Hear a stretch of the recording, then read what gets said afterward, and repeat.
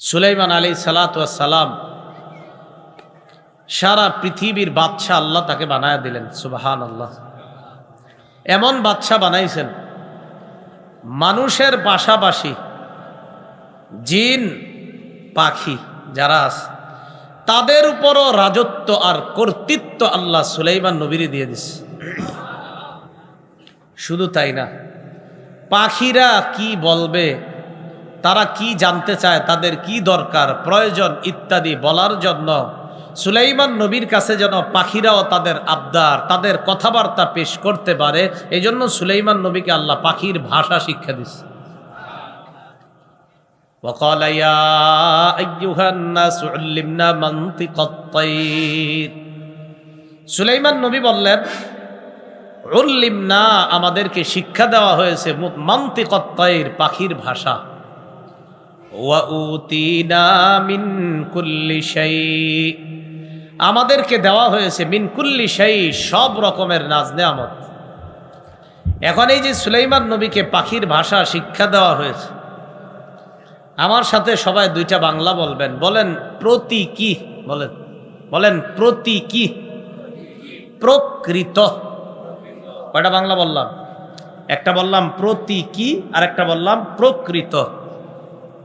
বলেন আল্লাহ সুলাইমান নবীকে পাখির ভাষা প্রতীকী অর্থে শিক্ষা দেননি, বরং প্রকৃত অর্থেই শিক্ষা দিয়েছেন। প্রতীকী বুঝেননি মানে পাখি এরকম এরকম করবে, সুলাইমান নবী দেখে বুঝবে, ও আচ্ছা এটা বুঝাইছ না। পাখি যা বলবে অবিকল ওইটাই বুঝার ক্ষমতা যোগ্যতা সুলাইমান নবীকে আল্লাহ দিচ্ছে। এই মনে রাখবেন, প্রতীকী অর্থে নয় বরং প্রকৃত অর্থে সুলাইমান নবীকে আল্লাহ পাখির ভাষা শিক্ষা দিয়েছেন। সুলাইমান আলাইহিস সালাতু ওয়াস সালাম বলেন ইন্না হাযা লাহুয়াল ফাদলুল মুবিন, এটা স্পষ্ট অনুগ্রহ আল্লাহর পক্ষ থেকে। দেখেন, একজন নবী পাখির ভাষা জানার পর নিজের মধ্যে এমন কোনো কিছু এসে যায় না যে আমি পাখির ভাষা জানি অমুক বানা, বরং এটা না বলে বললেন এটা আমার রবের অনুগ্রহ। রব অনুগ্রহ করেছেন বলে আমি পাখির ভাষা শিখতে পেরেছি, এটা আমার রবের স্পষ্ট অনুগ্রহ। এরপরে আয়াতে আল্লাহ বলেন ওয়া হুশিরা লিসুলাইমানা জুনুদুহু মিনাল জিন্নি ওয়াল ইনসি ওয়াত তায়রি ফাহুম ইউজাউন। সুলাইমান নবীর জন্য সমবেত করা হলো, জিন সমবেত করা হলো, মানুষ সমবেত করা হলো, পাখি সমবেত করা হলো। এখানে আমরা যারা এখন বয়ান শুনতেছি, আমাদের চোখে যাদেরকে দেখতেছি সবাই কি বলেন তো? মানুষ। সবাই কি এখানে মানুষ? সুলাইমান নবীর সামনে জিন জমায়েত হতো, মানুষ জমায়েত হতো, পাখি জমায়েত হতো। আল্লাহ বলেন ফাহুম ইউজাউন, তাদেরকে সুশৃঙ্খলভাবে নিয়ন্ত্রণ করা হতো। এর মানে জিন, ইনসান, পাখি আলাদা আলাদাভাবে সুবিন্যস্তভাবে উশৃঙ্খলভাবে নয় বরং সুশৃঙ্খলভাবে তাদেরকে নিয়ন্ত্রণ করার যোগ্যতা আমি সুলাইমানকে আল্লাহ দান করছি। সবাইকে আলাদা আলাদা তিনি নিয়ন্ত্রণ করতেন, কোনো সমস্যা হতো না। এটা ফাহুম ইউজাউন, তাদেরকে নিয়ন্ত্রণ করা হতো সুশৃঙ্খলভাবে। বাহিনী নিয়ে রওনা করছে, জিন আছে বাহিনীতে, মানুষ আছে, পাখি আছে, সবাই নিয়ে রওনা করছে, এক জায়গায় যাবে। সুলাইমান নবী রওনা করার পর মাঝে মাঝে সিংহাসন দিয়ে উনি আকাশে উঠবে। বাতাসকে বলতেন বাতাস আল্লাহর হুকুমে তুমি রওনা করো, চলো আমি অমুক জায়গায় যাব। বাতাস ঠিক সিংহাসনকে কোন রকম ইঞ্জিন ছাড়া আল্লাহর হুকুমে সুলাইমান নবীর সিংহাসন ওই স্থানে পৌঁছে দিত। বিশাল বড় বড় ডেক রাখা হতো, খানা পাক করা হতো ওই সিংহাসনের মধ্যে যেন সবাই খেতে পারে। একদিন বহর নিয়ে রওনা করছে। রওনা করার পর যাইতে যাইতে এক এলাকায় গেছে। পিঁপড়া মাঝে মাঝে আমরা দেখি না, কিন্তু তো পিঁপড়া না দেখে অনেক সময় পাড়া দিয়ে দিই। অনেক পিঁপড়া আমাদের পায়ের নিচে পড়ে মারা যায়, আবার অনেকে আমাদেরকে ভালোই কামড় দেয়। অনেকে মারা যায়, অনেকে আবার দেখবেন আপনার পায়েটায় উঠে কামড় দেওয়া শুরু করছে। সুলাইমান আলাইহিস সালাম বিশাল বাহিনী নিয়ে যখন আসলেন এক জায়গায়, যাইতে যাইতে পিঁপড়ার এলাকায় গেছে। আল্লাহ বলেন হাত্তা ইযা আতাউ আলা ওয়াদিন নাম, সুলাইমান নবী আর তার অনুসারী বিশাল বাহিনী নিয়ে যখন পিপিলিকার উপত্যকায় গেলেন, এলাকায় আসলেন, قالت نملة يا أيها النمل ادخلوا مساكنكم। পিঁপড়ার রানী সরদারনি বললেন, হে পিঁপড়ার বাহিনী, তোমরা তোমাদের ঘরে প্রবেশ করো। এটা যে রানী ছিল কেমনি বুঝলাম? এটা তো রাজাও হইতে পারতো পিঁপড়ার। আল্লাহ কোরআনে কলাত বলস, কলাত এটা একটা ক্রিয়া, ইংরেজিতে ভার্ব। এই ক্রিয়াটা আল্লাহ স্ত্রীলিঙ্গ ব্যবহার করছে। পরে যে কর্তার কথা আল্লাহ আলোচনা করেছেন, এই কর্তাকে আল্লাহ স্ত্রীলিঙ্গ বলেছেন। এখান থেকে বোঝা যায় এটা রাজা ছিল না, এটা রানী ছিল। কলাত নামলাতুন, তো রানী পিঁপড়ার সর্দারনি বললেন, ইয়া আইয়ুহান নামলু দুখুলু মাসাকিনাকুম, এ পিঁপড়ার বাহিনী, তোমরা তোমাদের গৃহে প্রবেশ করো। লা ইয়াহতিমান্নাকুম সুলাইমান ওয়া জুনুদুহু ওয়া হুম লা ইয়াশউরুন। সুলাইমান নবী এবং তার বাহিনী না জেনে তোমাদেরকে যেন পিষে না ফেলে। লা ইয়াহতিমান্নাকুম অর্থ হলো তোমাদেরকে যেন পদদলিত না করে, পিষে না ফেলে। সুলাইমান নবী ওয়া জুনুদুহু এবং তার বাহিনী। লা ইয়াহতিমান্নাকুম এই ক্রিয়াটার কর্তা হলো সুলাইমান নবী আর তার বাহিনী। তোমাদেরকে যেন সুলাইমান নবী আর তার বাহিনী পিষে না ফেলে। ওয়া হুম লা ইয়াশউরুন, এমন অবস্থায় যে তারা জানবে না, না জেনে তোমাদেরকে পিষে ফেলতে পারে। একজন নবী আর তার অনুসারীরা জেনে শুনে পিষে ফেলবে না, বাকি না জেনে তোমাদেরকে পিষে ফেলতে পেরে। তাই আগে আগে তাড়াতাড়ি গর্তে ঢুকো, নিজেদেরকে রক্ষা করো। একটা রানী তার জাতিকে এইভাবে একটা বিপদ থেকে বাঁচানোর চেষ্টা করাটা আল্লাহ খুব পছন্দ করছেন। এই কারণে আল্লাহ কোরআনে পিঁপড়ার নামে একটা সূরা নাজিল করে পিঁপড়ার ঘটনাটা কোরআনে আল্লাহ আলোচনা করছেন। এখন আপনাদের কাছে আমি জানতে চাই, পিঁপড়া সেরা না মানুষ সেরা? মানুষ। এই আশরাফুল মাখলুকাত মানুষ যদি আরেকজনকে জাহান্নাম থেকে বাঁচানোর চেষ্টা করে, পিঁপড়ার জাতিকে পিঁপড়া বিপদ থেকে বাঁচানো যদি আল্লাহর এত পছন্দ হয়, কোন মানুষ যদি আরেকজনকে জাহান্নাম থেকে বাঁচানোর চেষ্টা করে, তাহলে রব কতটা পছন্দ করবে একটু চিন্তা করুন। এজন্য আল্লাহ পাক রব্বুল আলামিন বলেন, ওয়ামান আহসানু কাওলাম মিম্মান দাআ ইলাল্লাহ। ওই ব্যক্তির চেয়ে উত্তম কথা আর কার, যে মানুষকে আল্লাহর দিকে আহ্বান করে। এই আয়াতের ১ নাম্বার উদ্দেশ্য মুহাম্মদ সাল্লাল্লাহু আলাইহি সাল্লাম, অর্থাৎ নবীর আহ্বানের চাইতে সেরা আহ্বান আর কারো আহ্বান হতে পারে না। আম্মাজান আয়েশা সিদ্দিকা রাদিয়াল্লাহু তাআলা আনহা বলেন, এই আয়াতের আরেকটা উদ্দেশ্য হলো আল মুআজ্জিনুনাস সুলাহা হিনা ইয়াকুল হাইয়া আলাস সালাহ হাইয়া আলাল ফালাহ। আম্মা জান আয়েশা সিদ্দিকা রাদিয়াল্লাহু তাআলা আনহা বলেন, মুয়াজ্জিন সাহেব যখন আজানে 5 বার বলে হাইয়া আলাস সালাহ হাইয়া আলাল ফালাহ, মানুষ কল্যাণের দিকে আসো, নামাজের দিকে আসো, আম্মাজান বলেন মুয়াজ্জিনের এই আহ্বানটা যে কল্যাণের দিকে আসো, নামাজের দিকে আসো, পৃথিবীর সবচেয়ে শ্রেষ্ঠ আহ্বানের অন্তর্ভুক্ত হয়ে যায়। নামাজে আসো, নামাজ পড়ো, জাহান্নাম থেকে বাঁচো। তাহলে বলেন তো, জাতিকে বিপদ থেকে বাঁচানোর ফিকির করা এটা কি আল্লাহর কাছে কম পছন্দ না অনেক বেশি? এই জন্য দাওয়াতের কাজ খুব বেশি করা। আল্লাহ আমাদের সকলকে যে যেই জায়গায় আছি দাওয়াতের কাজ করার তৌফিক দান করেন। শুক্রবার দিন খতিব সাহেবগণ মিম্বরে দাওয়াতের কাজ করে। আপনারা দাওয়াত ও তাবলীগের সাথী ভাইয়ারা দাওয়াতের কাজ করেন। বিভিন্নভাবে দাওয়াতের কাজ হচ্ছে। কেউ যদি তাবলীগের পদ্ধতি, যেটা আপনার 5-7 জন একসাথে না করে আলাদাও করে, সেটাও দাওয়াত। কেউ যদি তার ভাইকে বলে, ভাই চলেন নামাজে চলেন, এটাও দাওয়াত। একটা ব্যক্তি টেলিভিশন দেখতেছে, তাকে যদি বলে, ভাই এই নোংরা জিনিসগুলা দেখেন না, চলেন, এটাও দাওয়াত।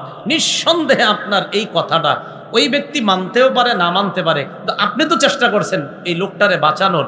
এই বাঁচানোর চেষ্টা করাটা রব অনেক বেশি পছন্দ করে। মনে থাকবে না ইনশাল্লাহ? তো এটাই বললেন, পিঁপড়ার রানী বাহিনীকে কয়, ঘরে ঢুকো, সুলাইমান নবী আর তার অনুসারী তোমাদেরকে না জেনে যেন পিষে না ফেলে, তাই নিজেদেরকে রক্ষা করো। তো পিঁপড়া যে এই কথাটা বলছে সুলাইমান নবী বুঝে ফেলছে, সুবহানাল্লাহ।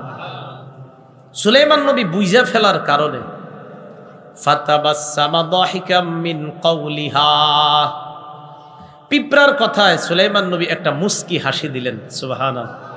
মুস্কি হাসি পারেননি আপনারা? হ্যাঁ, মুস্কি হাসি মানে রাসূল সাল্লাল্লাহু আলাইহি সাল্লাম বেশিরভাগ সময় মুস্কি হাসতেন। স্বপ্নে যদি একদিন দেখতেন যে মুস্কি হাসি কারে কয়, তো দেখতেন পৃথিবীর সেরা মুস্কি হাসি আমার নবীর মুস্কি হাসি। আবার মাঝে মাঝে হাসতেন, রসুলের দাঁত মোবারক দেখা যেত। তো আমার নবী হাসলে যদি দাঁত দেখা যেত, সেটাও না জানি কেমন সুন্দর, আল্লাহ ভালো জানে। জারির ইবনে আব্দুল্লাহ রাদিয়াল্লাহু তাআলা আনহু, রসুল সাল্লাল্লাহু আলাইহি সাল্লাম একজন সাহাবী, বুখারীর বর্ণনা, তিনি বলেন নবীজি জীবনে আমার দিকে যতবার তাকাইছে ততবার একটা হাসি দিছে।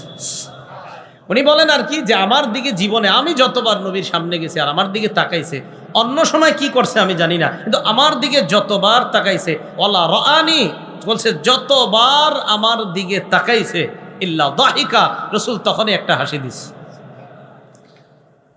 তো নবীজি সাল্লাল্লাহু আলাইহি সাল্লামের মুস্কি হাসি অনেক সুন্দর।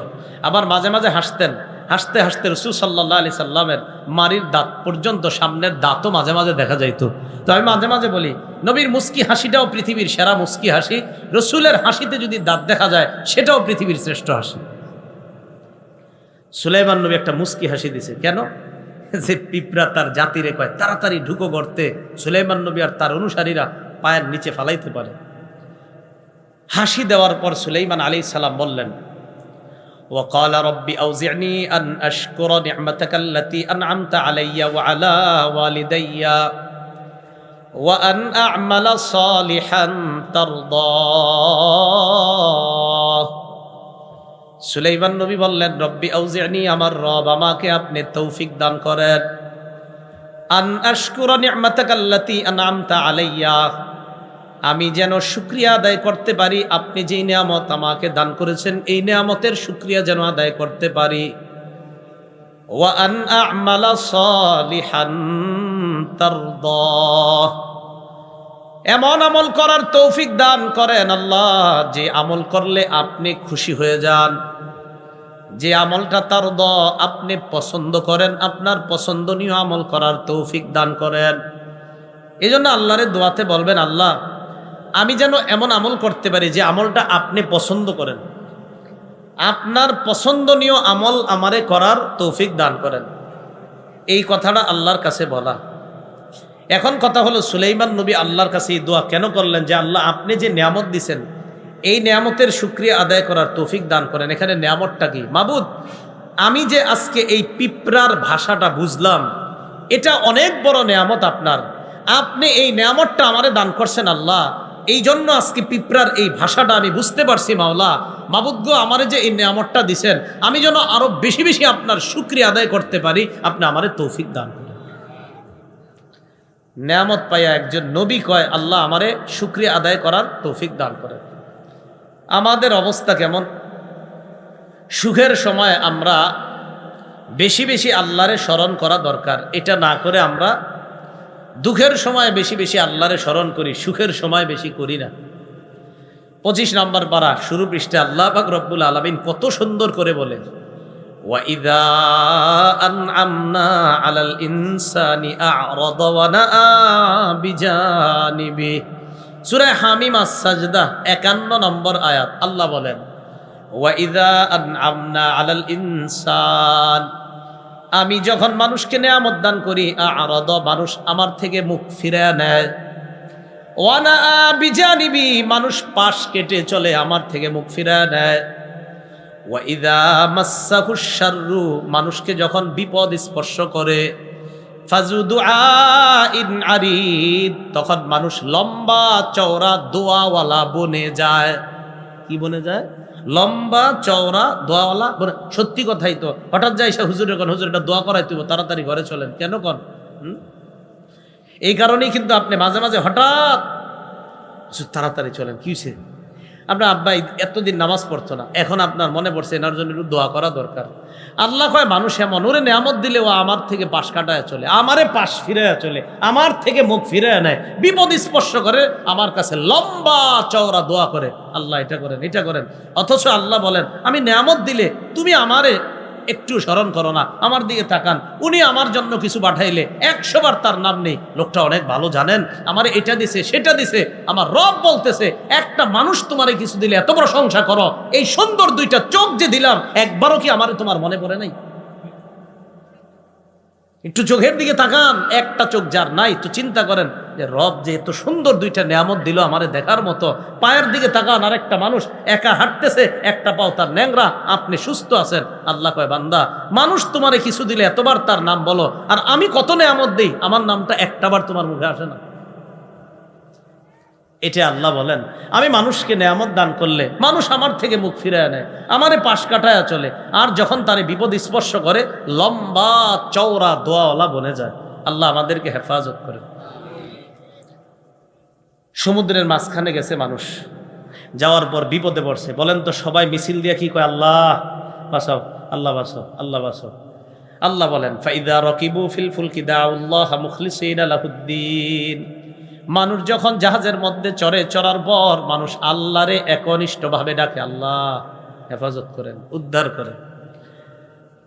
নদীর মাঝখানে বিপদের মধ্যে মানুষ পড়ে যায়, যাওয়ার পর আল্লাহকে ডাকে, ডাকতে ডাকতে হঠাৎ যদি সে কোনো জিনিস পেয়ে যায়, কথার কথা নদীর মাঝখানে আপনি হঠাৎ একটা গাছ পেয়ে গেলেন, গাছের মধ্যে ধরলেন, নদীর কিনারায় আসলেন, নদীর মাঝখানে 1000 বার আল্লাহকে ডাকলেন, ডাকার পর হঠাৎ আপনার সামনে গাছ আসছে।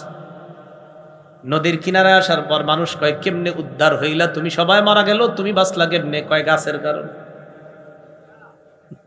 আল্লাহ বলে নদীর মাঝখানে এতবার ডাকলা, আশেপাশে কোথাও কোনো কুল কিনারা দেখা যায় না, একটা গাছও নাই, তোমার মাথায় আসে নাই গাছটা কোত্থেকে আসছে, এইখানে গাছ দিল কে? এটা তোমার মাথায় একবারও আসলো না। কিনারায় গিয়েই তুমি বললা গাছ, আমারে ভুলে গেল। এটা আল্লাহ বলে ফালাম্মা নাজ্জাহুম ইলাল বাররি, যেই মাত্র মুক্তি দিয়া কিনারায় নিয়ে আসে, ইলাল বাররি স্থলে নিয়ে আসে, সমুদ্রের পাশে নিয়ে আসে, ইজাহুম ইউশরিকুন, তখন আল্লাহর সাথে শিরিক করে, আল্লাহর সাথে শিরিক। এখনো দেখবেন কম্বলের নিচে যারা আছে আল্লাহ আল্লাহ আল্লাহ 100 বার। যেই সুস্থ হয় 5-7 জন বলে কি ব্যাপার, মাশাআল্লাহ তুমি তো এখন সুস্থ। নাপা খাইছিলাম। নাপা খাইবেন না এমন না, অবশ্যই খাবেন। নাপা খাওয়া তো সুন্নত, ওষুধ খাওয়া সুন্নত, খাইতে তো হবে। কিন্তু আপনি এতটুকু বললে কি সমস্যা ছিল? আল্লাহর নামে নাপা খেয়েছিলাম, ডাক্তার বলছে নাপা খাইতে, আল্লাহর রহমতে নাপা খাইছিলাম, আলহামদুলিল্লাহ সুস্থ হয়ে গেছে।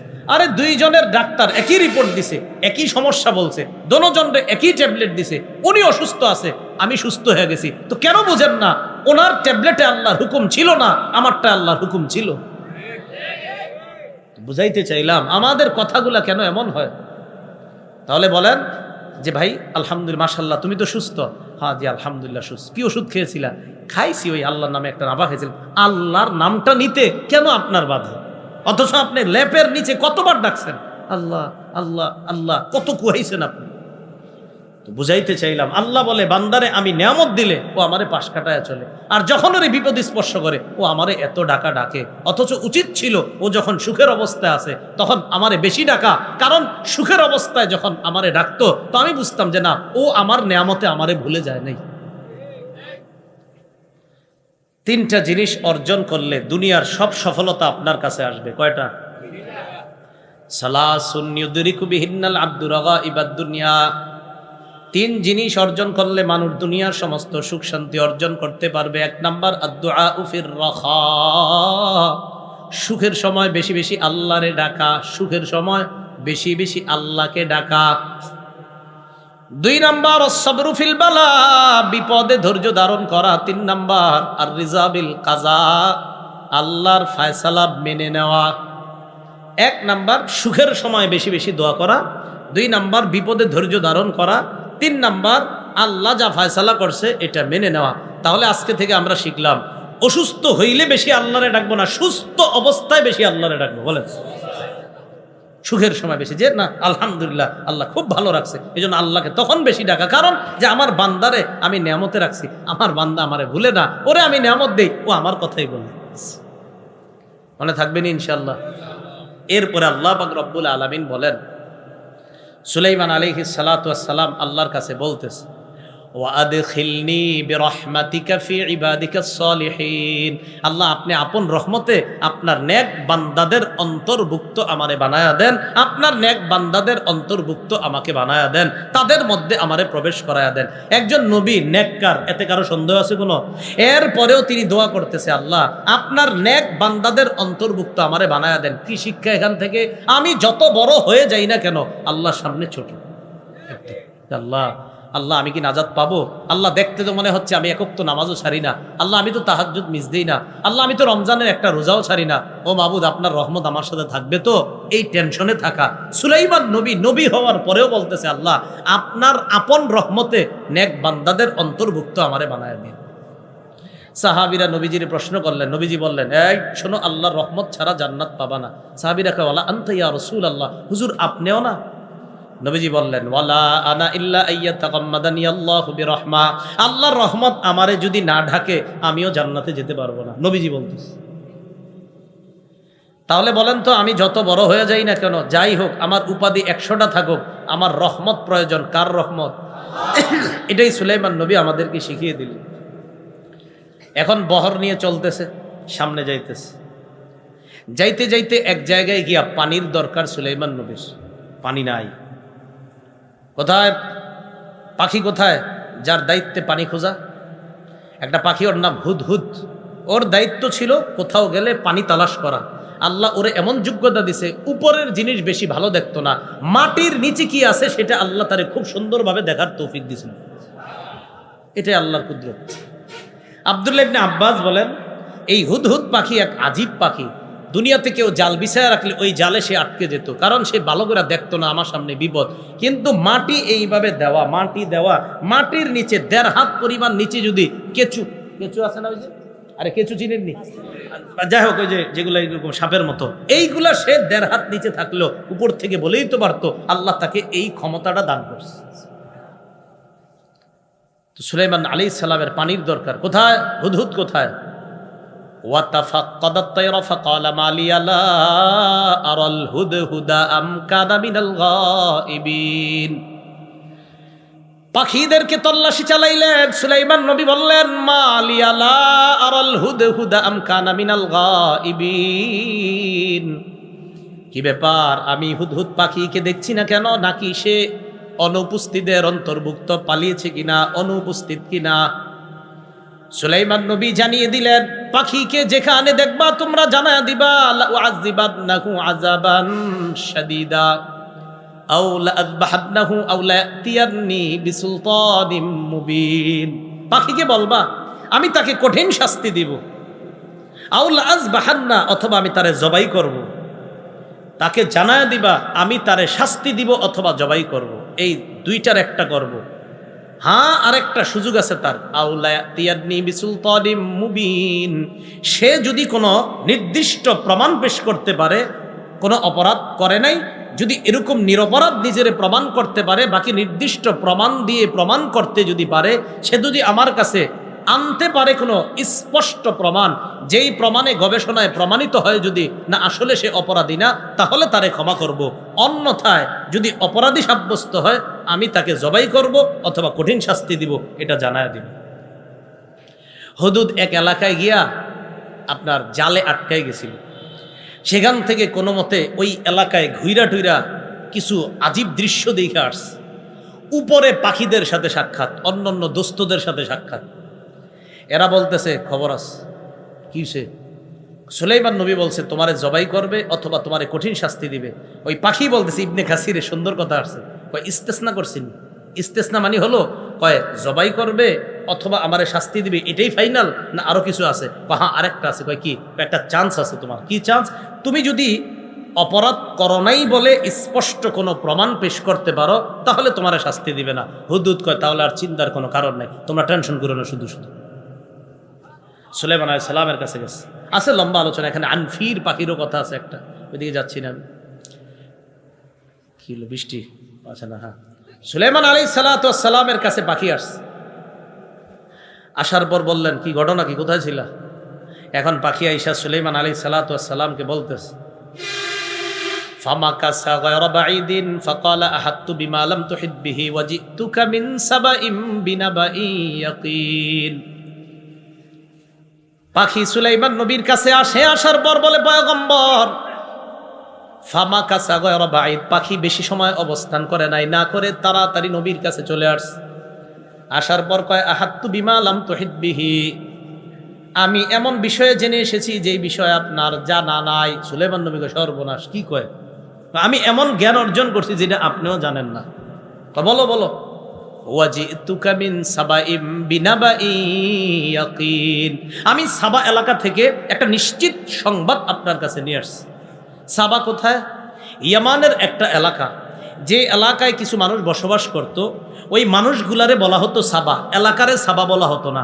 তারা ওই এলাকায় বসবাস করার কারণে ওই এলাকার নামকরণ করা হয়েছে সাবা। আবার বলছি, ইয়ামানের কোনো এলাকার নাম সাবা ছিল না।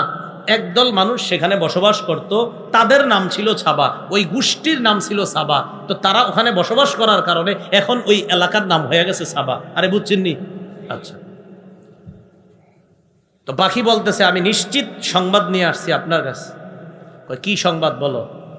ইন্নী ওয়াজাদতু ইমরাআতান তামলিকুহুম ওয়া উতিয়াত মিন কুল্লি শাইইন ওয়া লাহা আরশুন আযীম। আমি একজন মহিলাকে পাইছি সেখানে, তামলিকুহুম, যেই মহিলা তাদেরকে শাসন করে, তাদের উপর রাজত্ব কায়েম করে, তাদের উপর কর্তৃত্ব ক্ষমতা প্রদর্শন করে, একজন মহিলা পাইছি ওই সাবা গোত্রে। কার কি? ওয়া উতিয়াত মিন কুল্লি শাইইন, ওই মহিলাকে সব নিয়ামত দেওয়া হয়েছে, মানে তারও কম নাই। ওয়ালাহা আরশুন আযীম, ওই মহিলার বিশাল বড় এক সিংহাসন। সিংহাসনটা কোথায়? মহিলার একটা রাজপ্রাসাদ ছিল। মহিলার নাম তাফসীরের কিতাবে আসছে বিলকিস। কি নাম? তার বিশাল বড় এক রাজপ্রাসাদ। এই রাজপ্রাসাদের পূর্ব দিকে 300টা জানালা, পশ্চিম দিকে 360টা জানালা। এটার উপরে তার বিশাল বড় সিংহাসন। সূর্য যখন ওঠে জানালা দিয়ে আলো যায়, ডুবার সময়ও পশ্চিম দিকে ওই জানালা দিয়ে আলোটা দিয়েই সূর্য তখন ডুবে। মহিলা সূর্য ওঠার সময়ও সূর্যের পূজা করে, ডুবার সময়ও সূর্যের পূজা করে। বুঝছেন নি? আচ্ছা। পাখি বলতেছে, মহিলারে পাইলাম, তার বিশাল বড় এক সিংহাসন। আর জানেন, ভয়ঙ্কর একটা অপরাধ দেখছি তাদের। কয় কি?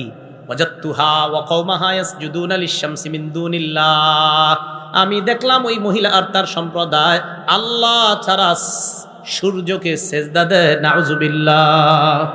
কারে সেজদা দেয়? আমরা কারে সেজদা দেই? দিল থেকে বলেন কারে? কিন্তু এছাড়া মাঝে মাঝে আপনারা অন্য জায়গায়ও দেন কেন? হ্যাঁ, কোন তো মুখে আল্লাহ। সাহাবী আল্লাহ রসুলের সামনে আসছে, আসার পর বলি, ইয়া রাসূলুল্লাহ, অমুক এলাকায় গেলাম, যাওয়ার পর ওয়াফাকতুহুম ইয়াসজুদুনা লিমারজুবান, আমি দেখলাম ওই এলাকার মানুষ তাদের নেতারে সেজদা দেয়। নাউজুবিল্লাহ।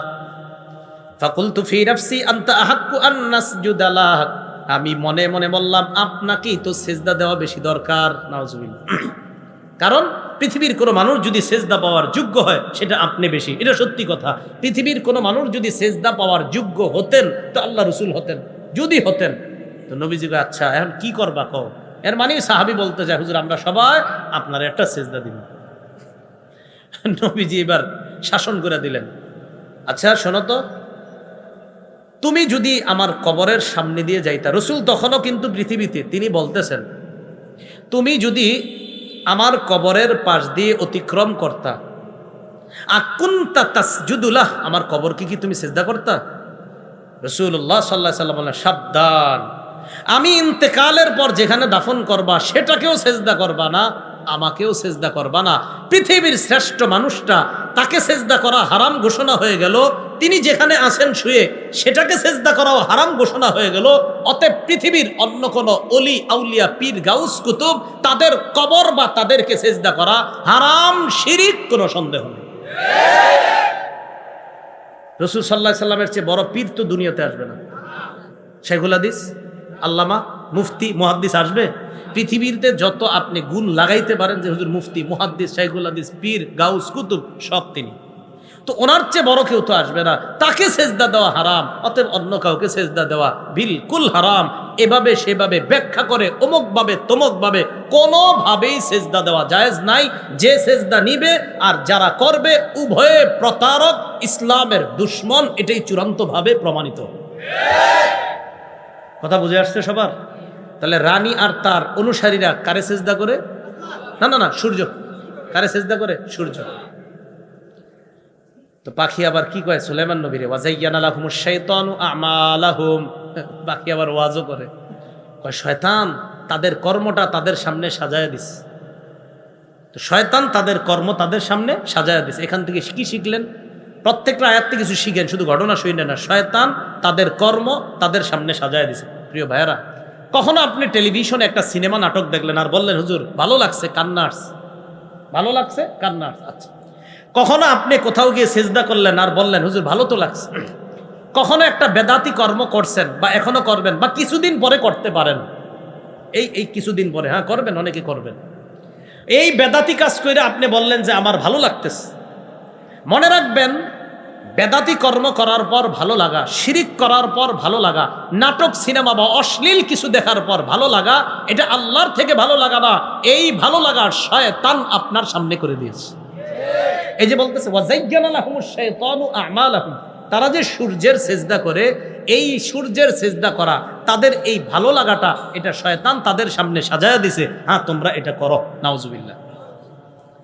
ফাসাদ্দাহুম আনিস সাবিলি ফাহুম লা ইয়াহতাদুন। ফলে শয়তান তাদেরকে সঠিক রাস্তা থেকে দূরে রাখে, তারা হেদায়েত পায় না। আল্লাহ আমাদের এই ভাই যারা আছি আমরা এখানে, আল্লাহ এই এলাকার সবাইকে শিরিক করা থেকে, ছোট শিরিক বড় শিরিক যে কোনো শিরিক থেকে আল্লাহ আমাদেরকে হেফাজত করেন। আমরা সিজদা করি একমাত্র কাকে? আল্লাহ। পরের আয়াতটা, সেই আয়াতে আল্লাহ বলছে, আয়াতটা পড়তেছি না, শুধু অনুবাদটা করতেছি। ওই সেজদার আয়াত ওইটা, শেষেরটা। উজু আসেনি সবার? আপনার আছে? সবার তো নাই।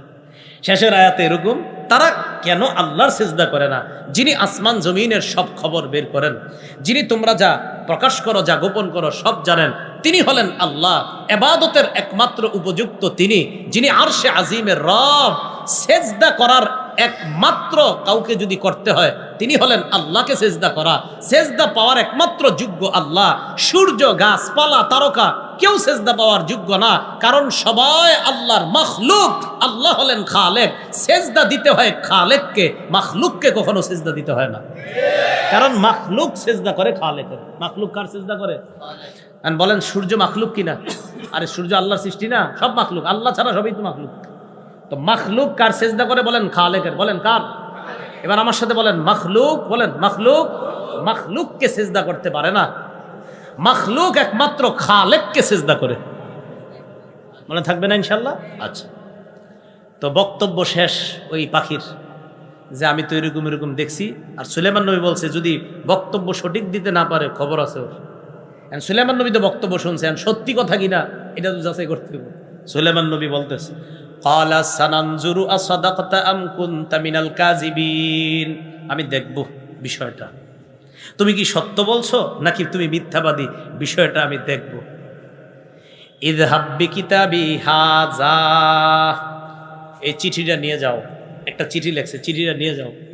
ফাআলকি ইলাইহিম সুম্মা তাওয়াল্লা আনহুম ফানজুর মাযা ইয়ারজিউন। চিঠিটা নিয়ে যাও, নিয়ে যাওয়ার পর চিঠিটা তাদের কাছে ফেলে দাও, দেওয়ার পর তুমি একটু দূরে যাইবা।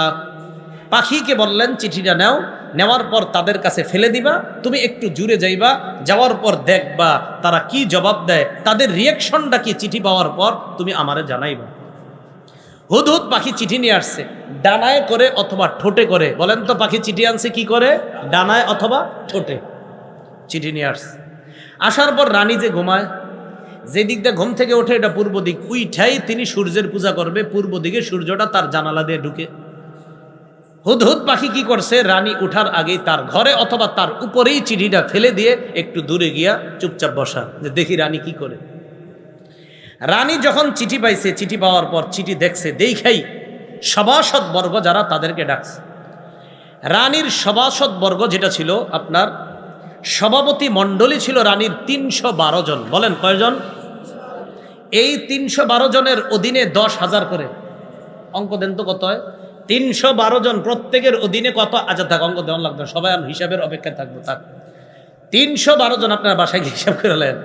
রানীর মন্ত্রী পরিষদ বর্গ ছিল 312 জন, প্রত্যেকের অধীনে আবার 10,000, প্রত্যেকের অধীনে কয় হাজার, এবং প্রত্যেকেই শক্তিশালী যোদ্ধা, তাদের শক্তির শেষ নাই, এটা তাদের দাবি। রানী আসার পর সভাসদ বর্গ যারা আছে, আপনার সভাপতি মণ্ডলী সবগুলারে ডাকছে, 312 জন। ডাকার পর রানী বলল, قالت يا أيها الملأ إني ألقي إلي كتاب كريم। রানী বলল, আমার কাছে পাঠানো হয়েছে, উলকিয়া ইলাইয়া, আমার কাছে নিক্ষেপ করা হয়েছে, আমার কাছে প্রেরণ করা হয়েছে, কিতাবুন কারীম, সম্মানিত একটা চিঠি। সুবহানাল্লাহ বলেছে। রানী কি বলছে চিঠিটারে? বলেন না সবাই, কি বলছে? সম্মানিত কেন বলছে?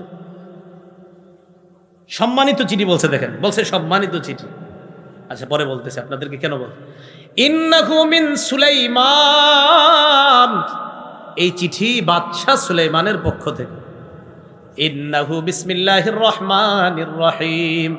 চিঠির মধ্যে কি লেখা জানো? চিঠিতে লেখা বিসমিল্লাহির রহমানির রহিম, আল্লাহর নামে শুরু করছি, যিনি রহমান যিনি রহিম। বাস শুরু। আল্লাহ তালু আলাইয়া, এই রানী, তুমি আর তোমার অনুসারী যারা আমার উপর অহংকার করবা না, আমার উপর প্রতাপগিরি দেখাইবা না। সুলাইমান নবী বলতেছে, আল্লাহ তালু আলাইয়া, আমার উপর অধিকার খাটাইবা না, আমার উপর অহংকার করবা না।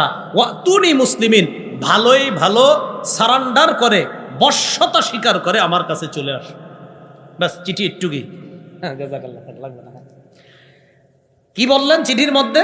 আল্লাহর নামে শুরু করছি, তোমরা আমার উপর অহংকার প্রদর্শন করবা না, আমার বশ্যতা স্বীকার করে আমার কাছে চলে আসবে। দেখেন, সামান্য কথা, বিসমিল্লাহির রহমানির রহিম, আল্লাহর নামে শুরু করছি, যিনি রহমান যিনি রহিম। বাস।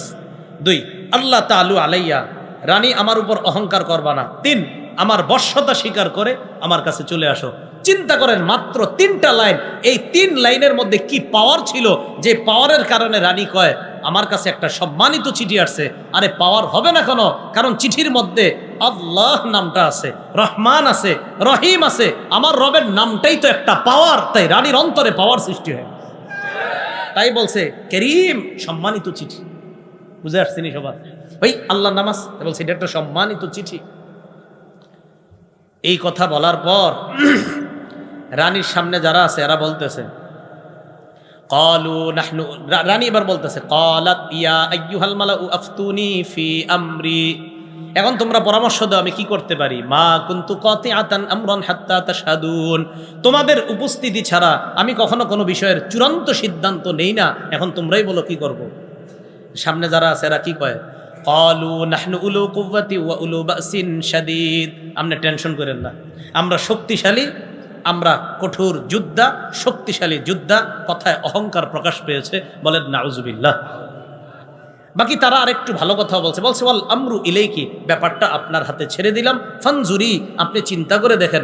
মাজা তা'মুরিন, আপনি আমাদেরকে কি আদেশ করবেন, আপনি চিন্তা করে দেখেন, আপনি যা বলবেন আমরা সেটাই শুনব। রানী কয়, শক্তিশালী আর ক্ষমতার কথা বলছো না, এগুলা সব জায়গায় চলে না। দেখেন কি কয়, قالت إن الملوك إذا دخلوا قرية أفسدوها وجعلوا أعزة أهلها أذلة وكذلك يفعلون।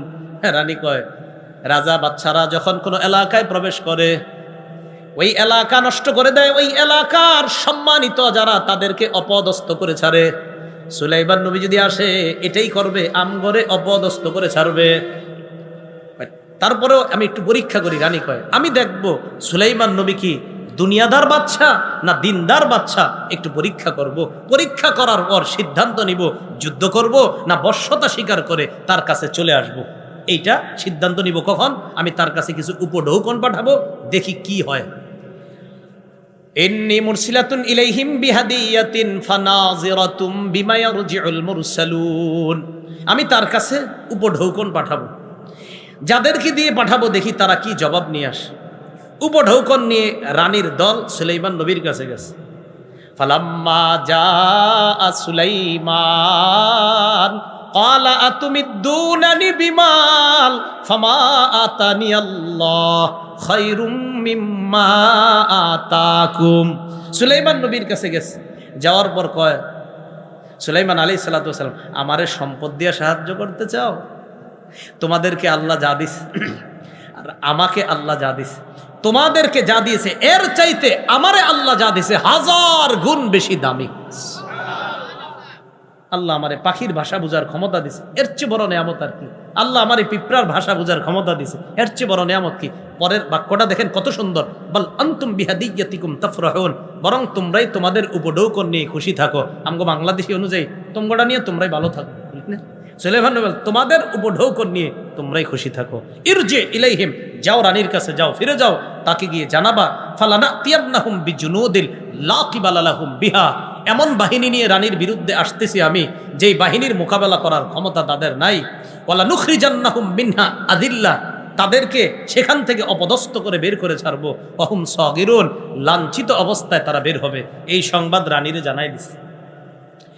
জানাই দেওয়ার পর রানী বুঝতে পারছে যে উপঢৌকন গ্রহণ করে নাই। কয় না, কয় নিশ্চিত উনি দুনিয়াদার বাচ্চা না, উনি দিনদার।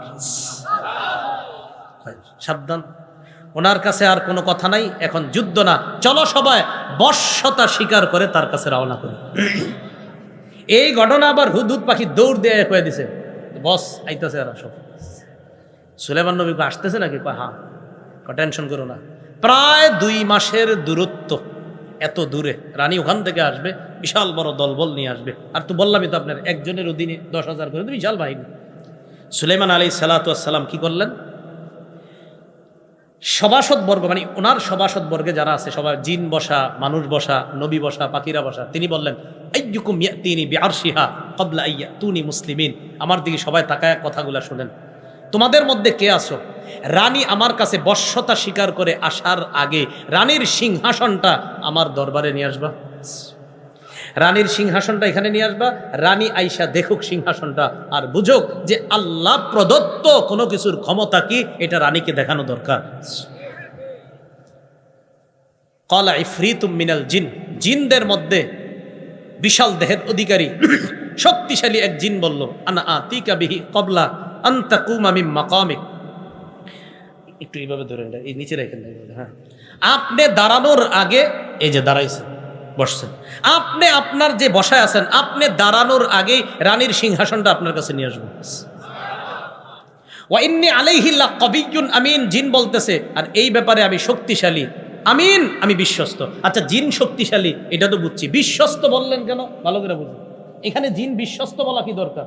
যে আমি আপনার কাছে আপনি উঠার আগেই এই সিংহাসন নিয়ে আসবো, আমি শক্তিশালী, বিশ্বস্ত, আমানতদার, আমানতদার বলা কি দরকার জিনে? হ্যাঁ, দরকার আছে। রানীর সিংহাসনটা স্বর্ণ রূপা হীরা মণি মুক্তা দ্বারা তৈরি করা, তাই জিন বলতেছে সুলাইমান নবী আপনি টেনশন করেন না, এক তো আমি আনতে পারবো,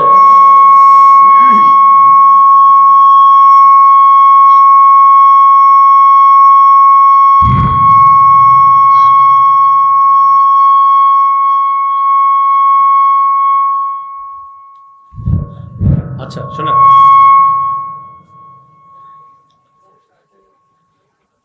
রানী বলতেছে আপনার জিন বলতেছে আমি আপনার কাছে নিয়ে আসবো, আপনি ওঠার আগে আমি শক্তিশালী, আমানতদার। আমানতদার কেন বলছে? আমানতদার এই কারণে বলছে, ও নবী সুলাইমান, রানীর সিংহাসনটা স্বর্ণ রূপা আরো অনেক দামি জিনিস দ্বারা তৈরি, বিশ্বাস করেন আমি একটাও এদিক সেদিক করব না, যেমন সিংহাসন তেমনই নিয়ে আসবো, তাই বলছে আমি আমানতদার। বুঝছেন নি আমানতদার কেন বলছে? আমি, কারণ জিন তো, জিনেরা এদিক সেদিক করলে তো আপনি কইতে পারবেন না। সুলাইমান নবী কয় তাই নাকি? কয় হ্যাঁ। এবার জিন পাওয়ার বলল আমি আপনি উঠার আগে আনবো। ক্বালাল্লাযী ইনদাহু ইলমুম মিনাল কিতাব, সভাসদ বর্গের মধ্যে একজন আলেম ছিল, নাম আসিফ ইবনে বরখিয়া। ওই আলেম বলল সুলাইমান নবীকে, আনা আতিকা বিহি ক্বাবলা আইয়ারতাদ্দা ইলাইকা তরফুক, জিন তো বলছে আপনি উঠার আগে নিয়ে আসবে সিংহাসন, আপনার চোখের পলক পড়ার আগে আমি নিয়ে আসবো। আলেম বলেন কে? ইমাম ফখরুদ্দিন রাজি রহমতুল্লাহি আলাই লিখেছেন যে আলেম দ্বারা যদিও আসিফ ইবনে বরখিয়া উদ্দেশ্য, আসলে ইমাম ফখরুদ্দিন রাজি লিখেছেন যে এইখানে আলেম দ্বারা খুদ সুলাইমান নবী উদ্দেশ্য। সুলাইমান নবী পাল্টা জিনের বলছে আমি উঠার আগে তুমি আনবা, মানে যদি সুলাইমান নবী উদ্দেশ্য হয় তাহলে সুলাইমান নবী পাল্টা, যদি এখানে আলেম দ্বারা আসিফ উদ্দেশ্য না হয়ে সুলাইমান নবী উদ্দেশ্য হয়, তো জিনকে সুলাইমান নবী বললেন আমি তো উঠার আগে তুমি আনবা, তোমার চোখের পলক পড়ার আগে আমি নিয়ে আসবো। এটা হলো আল্লাহ প্রদত্ত নবীর থেকে মুআজিজা। যে তোমারটা জিনের পাওয়ার, আর আল্লাহ প্রদত্ত যে পাওয়ার তোমার চোখের পলক, এই দেখেন এই শেষ, চোখের পলক পড়বে উঠবে। তো চোখের পলক পড়ছে, আর হঠাৎ ফালাম্মা রাআহু মুস্তাকিররান ইনদা, সুলাইমান নবী দেখলেন সিংহাসন তার সামনে অলরেডি চোখের পলক পড়ার আগে উপস্থিত। সুলাইমান নবী বললেন হাদা মিন ফাদলি রব্বি, এটা আমার রবের অনুগ্রহ। সুবহানাল্লাহ। তাহলে একজন আলেম, হক্কানি আলেমেরও মর্যাদা এখানে ফুটে ওঠে। আল্লাহ বলেন ক্বালাল্লাযী ইনদাহু ইলমুম মিনাল কিতাব, যার কাছে কিতাবী ইলম ছিল। এই জায়গায় অবশ্যই কিতাবী ইলম দ্বারা উদ্দেশ্য আল্লাহর নাজিলকৃত তাওরাত কিতাবের জ্ঞান। বুঝছেন কি বলছি? আল্লাহর নাজিলকৃত, বারবার আল্লাহ যেই তাওরাত নাজিল করেছে, কারণ তাওরাত বিকৃত করে ফেলছে ইহুদিরা। আল্লাহর নাজিলকৃত যে তাওরাত, ওই তাওরাতের জ্ঞান যার কাছে ছিল, তিনি বললেন আপনার নজর পড়ার আগেই আমি সিংহাসন আপনার কাছে নিয়ে আসবো। একজন আলেমের মর্যাদা এখান থেকে ফুটে ওঠে। সুলাইমান নবী তার সিংহাসন নিয়ে আসছে, আনার পর রানীকে এরপর আনছে, লম্বা আলোচনা শেষে রানীকে ওখানে আনার পর রানীর যেই অবস্থা হয়েছে, সিংহাসনটা আইসা যখন দেখছে, আরও কিছু ঘটনা দেখার পর রানী বুঝতে পারছে সুলাইমান নবী যেই রবের দাওয়াত দেয়, যেই রবের পক্ষ থেকে তিনি একজন রসুল, সেই রব সত্য। রানী আগেও বুঝতে পারছে আসলে যে সত্য বলতে কিছু আছে, কিন্তু পারিপার্শ্বিক অবস্থার কারণে অন্যরা সেজদা করত, রানীও সেজদা করত। মুফাসসিরিনে কেরাম লেখছে এই জন্য এলাকার অবস্থা, পরিবেশ যদি খারাপ হয়, একটা ভালো মানুষও খারাপ হয়ে যায়। এই জন্য পরিবেশ সুন্দর করার জন্য কোরআন হাদিসের ব্যাপক প্রচারণার কোনো বিকল্প নাই। এই জন্য কোরআন সুন্নাহর ব্যাপক প্রচার করতে হবে। সুলাইমান নবীর সামনে আইসা সিংহাসন দেখছে, আরো অনেকগুলা ঘটনা ঘটছে। রানী সেখানে বলল আসলামতু মা সুলাইমান লিল্লাহি রাব্বিল আলামিন, আমি এই মুহূর্তে আল্লাহর সামনে আত্মসমর্পণ করলাম, যিনি বিশ্ব জগতের রব। সুলাইমান নবীর সাথে আমিও এই মুহূর্তে মুসলমান হয়ে গেলাম। রানী সর্বশেষ আসছে, ইসলাম স্বীকার করেছে, আল্লাহর কাছে আত্মসমর্পণ করেছে। এখান থেকে আমরা যে কয়েকটা বিষয় জানলাম: এক, এলেম দেয় কে? তাই শুকরিয়া আদায় করব কার? নেয়ামত দেয় কে? তাই নেয়ামতে বেশি স্মরণ করব কাকে? দুঃখের সময় আল্লাহরে বেশি ডাকবো না সুখের সময় বেশি ডাকবো? মনে আছে না ওই যে কথাগুলো? সুখের সময় বেশি ডাকবো। তৃতীয় যে বিষয়টা, এলমে দ্বীনের মর্যাদা ফুটে ওঠে, এলেমের অনেক মর্যাদা। এই জন্য আমরা আমাদের সন্তানগুলারে আলেম বানানোর চেষ্টা করব। চতুর্থ আরেকটা শিক্ষা এখান থেকে নিয়েছিলাম, নবীরা কখনো কাউকে সম্পদের উত্তরাধিকার বানায় না, এলেমের উত্তরাধিকার বানায়। তা আমাদের সন্তানগুলা নবীদের ওই এলেমের উত্তরাধিকার হবে, এটা আমরা সবাই চাই না ইনশাআল্লাহ। আল্লাহ, আমি দাউদ আলাইহিস সালাতু ওয়াস সালাম এবং সুলাইমান আলাইহিস সালাতু ওয়াস সালামকে জ্ঞান দান করলাম, প্রজ্ঞা দান করলাম, এলেম দান করলাম। এলেম দেওয়ার পর তারা শুকরিয়া আদায় করছে, তারা আলহামদুলিল্লাহ পড়ছে। ওয়াকাল আলহামদুলিল্লাহিল্লাযী ফাদ্দালানা আলা কাসীরিম মিন ইবাদিহিল মুমিনিন। তারা এলেম পাওয়ার পর বলছে সমস্ত প্রশংসা আল্লাহর, যিনি তার অধিকাংশ বান্দাদের উপর আমাদেরকে শ্রেষ্ঠত্ব দান করেছেন। সমস্ত প্রশংসা ওই আল্লাহর। এখান থেকে বোঝা যায় এলেম অর্জন করার পর এলেম যদি আল্লাহ কাউকে দান করে, তার বেশি বেশি শুকরিয়া আদায় করা দরকার, বেশি বেশি আলহামদুলিল্লাহ বলা দরকার। আল্লাহর অনুগ্রহ না থাকলে এই বিদ্যা তিনি অর্জন করতে পারতেন না। তো এই জন্য যাকে আল্লাহ এলেম দান করে, তার বেশি থেকে বেশি পরিমাণে শুকরিয়া আদায় করা দরকার। আমরা এই জীবনে যা কিছু জেনেছি সব আল্লাহর অনুগ্রহে, জন্য বলি আলহামদুলিল্লাহ। এরপর আল্লাহ বলেন ওয়ারিসা সুলাইমানু দাউদা ওয়া ক্বালা ইয়া আইয়ুহান নাসু উল্লিমনা মানতিকাত তাইর। সুলাইমান আলাইহিস সালাতু ওয়াস সালাম দাউদ আলাইহিস সালাতু ওয়াস সালামের উত্তরাধিকার হলেন। এখানে একটা কথা মনে রাখা, নবীগণ কাউকে সম্পদের উত্তরাধিকার বানান না। তো সুলাইমান নবী যে তার বাবা দাউদ নবীর উত্তরাধিকার হলেন, এখানে কিসের উত্তরাধিকার? যেহেতু সম্পদের তো উত্তরাধিকার নবীরা বানান না। নবীরা কখনো কাউকে সম্পদের উত্তরাধিকার বানান না, এই ব্যাপারে হাদিসের স্পষ্ট বর্ণনা। ইবনে মাজা হাদিসের কিতাব 223 নম্বর হাদিস। এই হাদিসের বর্ণনাকারী কাইস ইবনে কাসির রহমতুল্লাহি আলাইহি।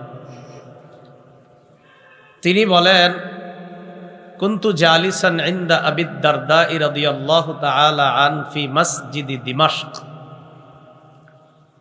আমি দামেস্কের মসজিদে রসুলের সাহাবী আবু দারদা রাদিয়াল্লাহু তাআলা আনহুর কাছে ছিলাম। আতাহু রাজুলুম মিনাল মাদিনা মিন মাদিনাতির রাসূল সাল্লাল্লাহু আলাইহি ওয়াসাল্লাম। এক ব্যক্তি মদিনা থেকে দামেস্কে আসলেন নবীর সাহাবীর কাছে। মদিনা থেকে দামেস্কের দূরত্ব প্রায় বর্তমান হিসাব অনুযায়ী 1200 কিলোমিটারের উপর। সাহাবী আবু দারদা রাদিয়াল্লাহু তাআলা আনহু যখন দেখলেন এক ব্যক্তি তার কাছে আসছে, প্রশ্ন করলেন, তুমি কেন আসছো আমার কাছে? তো বলতেছে, হাদিসুন বালাগানি আন্নাকা তুহাদ্দিসুহু আর রাসূলিল্লাহি সাল্লাল্লাহু আলাইহি সাল্লাম। আমার কাছে এই সংবাদ পৌঁছে, একটা হাদিস আপনি আল্লাহ রসুলের থেকে বর্ণনা করেছেন, এই সংবাদ আমার কাছে আসছে। আমি শুধু এতটুকু যাচাই করার জন্য আসছি যে আসলে আপনি এই হাদিসটা আল্লাহ নবীর কাছ থেকে বর্ণনা করছেন কিনা, শুধু এতটুকু জানতে আসছি। এটা যে আল্লাহ নবীর হাদিস এটা আমিও জেনেছি, বাকি শুনেছি হাদিসটা নাকি আপনি বর্ণনা করছেন। তো আমি শুধু যাচাই করতে আসছি আসলে হাদিসটা আপনি বর্ণনা করছেন কিনা। আবু দারদা রাদিয়াল্লাহু তাআলা আনহু অবাক হয়ে বললেন, আমা কাদিমতা লিতিজারা, তুমি কি কোনো ব্যবসার উদ্দেশ্যে আসো নাই? কয় না। ওয়ালা জাআ বিকা গায়রু, এই হাদিস ছাড়া অন্য কোনো কারণে কি তুমি আসো নাই? কয় না, এই জন্যই আসছি। হাদিস এটা নবীর হাদিস, এটা জানি আমি, আর হাদিসের বর্ণনাকারী আপনি, এটা আমি শোনার পর আপনার কাছে যাচাই করার জন্য আসলাম আসলে এই হাদিসটা আপনি বর্ণনা করছেন কিনা, বাস এতটুকুই। একটা হাদিস যাচাই করতে প্রায় 1200 কিলোমিটারের উপরে সফর করে আসছে, শুধু এতটুকু যাচাই করতে যে আসলে এই হাদিসটা আপনি বলছেন কিনা। সাহাবী আবু দারদা কয়, কোন হাদিসটা বলো? তো বলতেছে, রাসূলুল্লাহ সাল্লাল্লাহু আলাইহি সাল্লাম বলেছেন, মান সালাকা তরিকান ইয়ালতামিসু ফীহি ইলমা সাখালাল্লাহু লাহু বিহি তরিকান ইলাল জান্নাহ। কেউ যদি ইলম অর্জন করার জন্য রাস্তা অবলম্বন করে, পথ অবলম্বন করে ইলম শিখবে, আপনার সন্তানটা মাদ্রাসায় ভর্তি করানোর জন্য ঘর থেকে বের করে মাদ্রাসার উদ্দেশ্যে রওনা করছেন, বাস রাস্তা ধরছে খালি। নবীজি বলেন, এই ব্যক্তিকে আল্লাহ জান্নাতে যাওয়ার রাস্তা সহজ করে দেয়।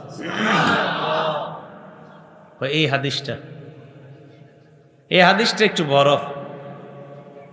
রাসূলুল্লাহ সাল্লাল্লাহু আলাইহি সাল্লাম বলেন, যারা তালিবুল ইলম অন্বেষণ করে তাদের জন্য ফেরেশতারা এত খুশি হয়, ইন্নাল মালাইকাতা লাতাদউ আজনিহাতাহা রিদান লিতালিবিল ইলম।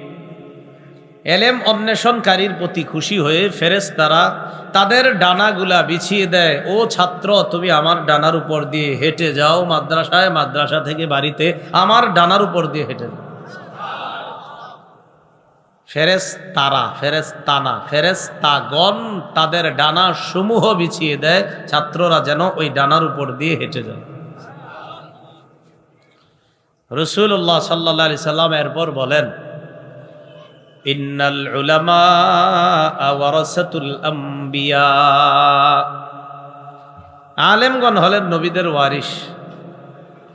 ওয়া ইন্নাল আম্বিয়া লাম ইউওয়ারিসু দীনারাও ওয়ালা দিরহামা। নবীগণ কখনো স্বর্ণ রূপার উত্তরাধিকার কাউকে বানান না। ইন্নামা ওয়ারাসুল ইলমা, নবীগণ এলেমের উত্তরাধিকার বানায়, বিদ্যা, জ্ঞান, কোরআন সুন্নার বিদ্যা, এলমে ওহি আল্লাহ প্রদত্ত যেই জ্ঞান, এই জ্ঞানের উত্তরাধিকার নবীগণ পরবর্তী প্রজন্মকে বানায়, সম্পদের উত্তরাধিকার বানায় না। মাদ্রাসায় যারা আসে, যারা পড়াশোনা করে, আর যারা আপনার সন্তানকে মাদ্রাসায় পাঠান, নিঃসন্দেহে এই নিয়তে পাঠাবেন যে আল্লাহ নবীর মিরাস আনার জন্য আমার সন্তানটাকে মাদ্রাসায় দিচ্ছে। কার মিরাস? নবীর, নবীগণের। রসুল তো বলছেন নবীগণের মিরাস। তাহলে হাদিস থেকে শিখলাম নবীগণ সম্পদের উত্তরাধিকার বানান না, বিদ্যার উত্তরাধিকার বানা। তো সুলাইমান নবী দাউদ নবীর উত্তরাধিকার হয়েছে, আল্লাহ কোরআনে বললেন। এখন কিসের উত্তরাধিকার? এ কথা নিশ্চিত সম্পদের উত্তরাধিকার না, কারণ নবীগণ কাউকে সম্পদের উত্তরাধিকার বানায় না। কি বুঝে আসছে কথাটা? তাহলে অনুবাদ কি হবে এটার?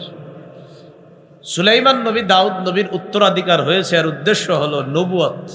বলেন কিসের? নবুয়তের উত্তরাধিকার, রাজত্বের উত্তরাধিকার হয়েছে।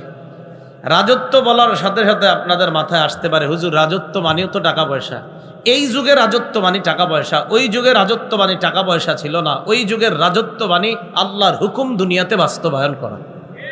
এই কথা বুঝে আসছে? তো সুলাইমান নবী দাউদ নবীর উত্তরাধিকার হয়েছেন, এর উদ্দেশ্য হলো নবুয়তের, এবং আল্লাহর হুকুম দাউদ নবী যেইভাবে বাস্তবায়ন করছে, সুলাইমান নবীও এইভাবে বাস্তবায়ন করার ক্ষেত্রে বাবা দাউদের উত্তরাধিকার হয়েছেন। এটা আল্লাহ বললেন, ওয়ারিসা সুলাইমানু দাউদা। সুলাইমান আলাইহিস সালাম দাউদ নবীর উত্তরাধিকার হয়েছে। সাধারণ পাবলিক যারা আছেন আলেম ছাড়া বলতে পারবেন না ইনশাল্লাহ যে সুলাইমান নবী দাউদ নবীর উত্তরাধিকার। আলেম ছাড়া অন্যরা জবাব দিবেন কি সম্পদের উত্তরাধিকার? তাহলে কিসের? নবুয়ত এবং রাজত্ব। বলেন নবুয়ত এবং এই রাজত্ব মানে টাকা পয়সা না আল্লাহর হুকুম বাস্তবায়ন করা? আল্লাহ বুঝার তৌফিক দান করেন।